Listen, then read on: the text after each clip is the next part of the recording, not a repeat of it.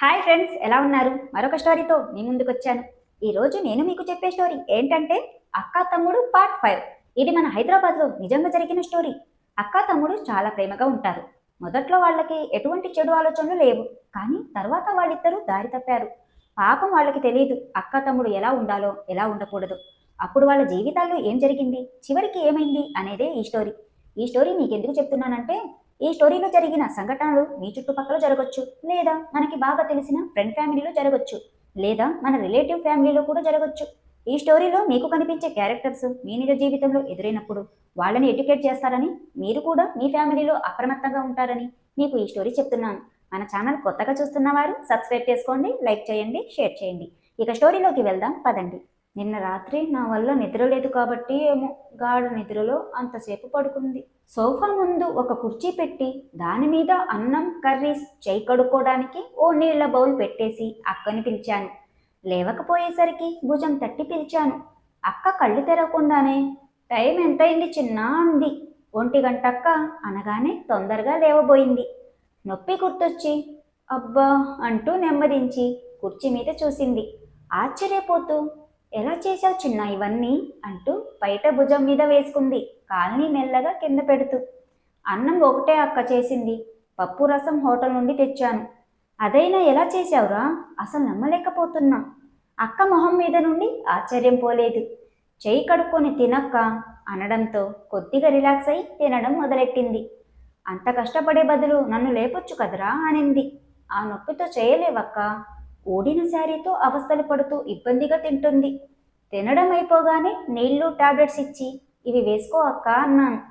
నా ఆప్యాయత చూసి మురిసిపోతుంది. అక్క టాబ్లెట్స్ వేసుకునే లోపు కుర్చీ పక్కకు తీసేశాను.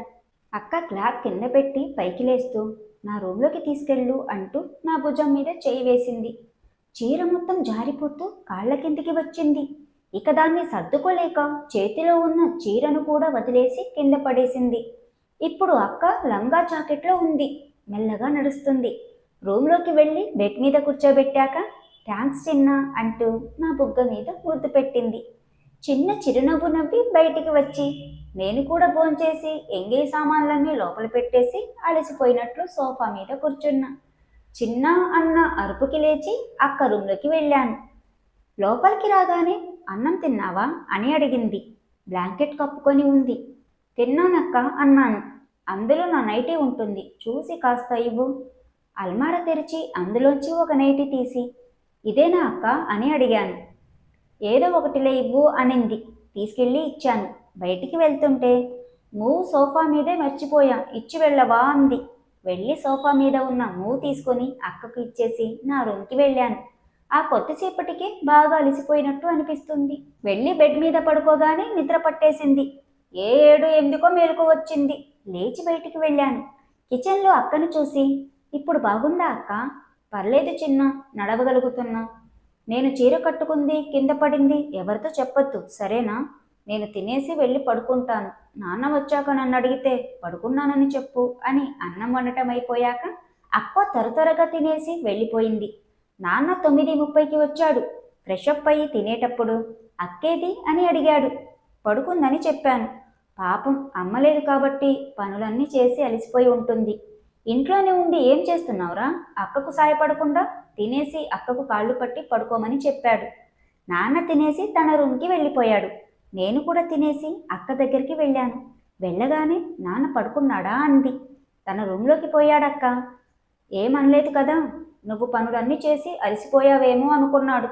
నీకు పనిలో సాయపడాలంట, ఇప్పుడు కాళ్ళు పట్టి పడుకోమన్నాడు. అవసరం లేదులే చిన్న, ఆ ల్యాప్టాప్ తెచ్చి ఛార్జింగ్ పెట్టు. ల్యాప్టాప్ బ్యాగ్ తెచ్చి అందులోంచి ల్యాప్టాప్ తీసి అక్క ముందు పెట్టాను. ఛార్జింగ్ తగిలించి పక్కనే కూర్చున్నా. అక్క ఆన్ చేసి ఏదేదో చూస్తుంది, కానీ నాకు అర్థం కావడం లేదు. ఫేస్బుక్ ఓపెన్ చేశాక అర్థమవుతుంది. తన ఫ్రెండ్స్తో చాట్ చేస్తూ కూర్చుంది. నాకు మాత్రం బోర్ కొడుతుంది. లేచి నేను పడుకుంటానక్క అని చెప్పి బయటికి వెళ్తుంటే సరే గుడ్ నైట్ చిన్న అని చెప్పింది. వెళ్ళి పడుకున్నా. సాయంత్రం పడుకున్నాను కాబట్టి తెల్లవారుజామునే మెలకు వచ్చింది. లేచి బ్రష్ చేసుకొని కారణం లేకుండానే అక్క రూమ్లోకి వెళ్ళాను. ఆహా, ఏమి దృశ్యం! రాత్రి నేనిచ్చిన నైటీ మోకాళ్ళ వరకు లేచి ఉండింది. నోరెళ్ళబెట్టుకొని చూస్తూ లోపలికి వెళ్ళాను. రాత్రి కాళ్లకు మూవు రాసుకొని అలానే పడుకుంది. దగ్గరికి వెళ్లే కొద్దీ గుండె వేగంగా కొట్టుకుంటుంది. ఈ కాళ్లే నేను నిన్న పట్టాలనుకుంది అనుకుంటుంటే ఇప్పుడు పట్టొచ్చుగా అన్న ఆలోచన వచ్చింది. వెంటనే 2 చేతులతో అక్క కాళ్ళు పట్టడం స్టార్ట్ చేశా. వెంటనే లేచి నైట్ సరి చేసుకుంటుందేమో అనుకున్నా, కానీ మూలుగుతుంది. నొప్పులు ఎక్కువగా ఉన్నాయేమో, కాళ్ళు పడుతుంటే హాయిగా ఉన్నట్లు మూలుగుతుంది.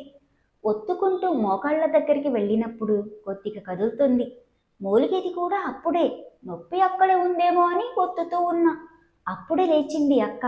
లేవగానే తన నైటీ సరి చేసుకొని కూర్చుంది. వద్దన్నాను కదా చిన్న, నాన్న అడుగుతాడు కదా ఒత్తావా లేదా అని. ఒత్తానని చెప్పొచ్చులే, వెళ్ళి ఫ్రెష్ అప్ కాపు. ఒక కాలే పట్టానక్క, ఇంకో కాలు ఉంది. నొప్పులున్నాయి కదా, ఎందుకు వద్దంటున్నావు? పిల్లలతో కాళ్ళు పట్టించుకుంటే నరకానికి వెళ్తారంట తమాషాగా చెప్పినట్టు అక్క మొహం చెబుతుంది. నేను పిల్లోణ్ణి కాదక్క, పెద్దవాణ్ణయ్యాను. ఎవరు చెప్పారా నువ్వు పెద్దవాడివయ్యావని? అమ్మ చెప్పింది. నువ్వు పెద్దోడివేలే, అందుకే కాళ్ళు అంతా బాగా పట్టావు. మరి ఆ కాలు కూడా పట్టనా అక్క? నువ్వు వదిలేట్టు లేవు గాని అంటూ మళ్ళీ పడుకుంది. నేను బెడ్కి ఇంకోవైపు కూర్చొని కాళ్ళు ఒత్తడం మొదలెట్టా. కానీ ఈసారి నైటిపై నుండే ఒత్తుతూ ఉన్నా. అప్పటి వరకు కళ్ళు మూసుకొని పడుకున్న అక్క కళ్ళు తెరిచి నా వైపు చూసింది. అక్క గట్టిగా గాలి పీలుస్తూ మూలుగుతుంది. ఇంకా నొప్పిగా ఉందా అక్క? అక్క చిన్నగా చిరునవ్వు నవ్వుతూ, నొప్పేం లేదు చిన్న, ఇక చాలే, నాన్నకు టిఫిన్ రెడీ చేయాలి అంటూ మెల్లగా లేచి కూర్చుంది. ఒక్కసారిగా వెనక్కి తిరిగి నా బుగ్గలకు పెదాలకు మధ్యలో ముద్దు పెట్టింది. థ్యాంక్స్ చిన్న అని చెప్పి లేచి నిలబడింది. ఆ ముద్దుతో నాకు ఒక్కసారిగా కరెంటు కొట్టినట్టు అనిపించింది. కానీ ఒక్క ముద్దుతో నా మనసు తృప్తి చెందలేదు. ఇంకేం ఆలోచించకుండా లేచి బెడ్ మీద నిలబడి వెనక నుండి అక్క బుగ్గల మీద ముద్దు పెట్టాను. ఇంకోసారి పెట్టాను, మళ్ళీ పెట్టాను. పెట్టే కొద్దీ ఇంకా పెట్టాలని ఉంది. అక్క నా నుండి తప్పించుకొని ఇక చాలరా వెధవా అంటూ తిడుతూ బయటికి వెళ్ళిపోయింది. బెడ్ దిగి నా రూమ్లోకి వెళ్ళాను. రేపు స్కూల్కి వెళ్ళడానికి కావాల్సిన బుక్స్ బ్యాగ్ వెతుక్కుంటున్నా. నాన్న టిఫిన్ తినడం, ఆఫీస్కి వెళ్ళడం అంతా వినిపిస్తూనే ఉంది.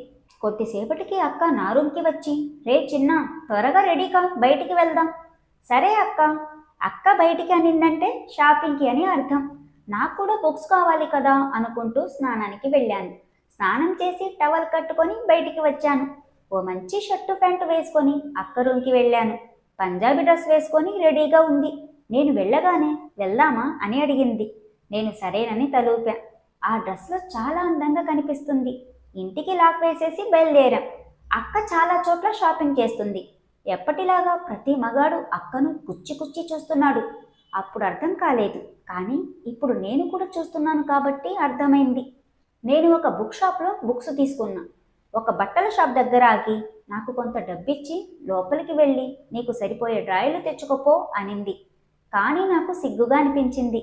ఇంతకుముందు అవి ధరించిన పాపాన పోలేదు. లోపలికి వెళ్ళి డ్రాయర్ కావాలని అడిగాను. ఆయన ఏ సైజ్ అని అడిగాడు.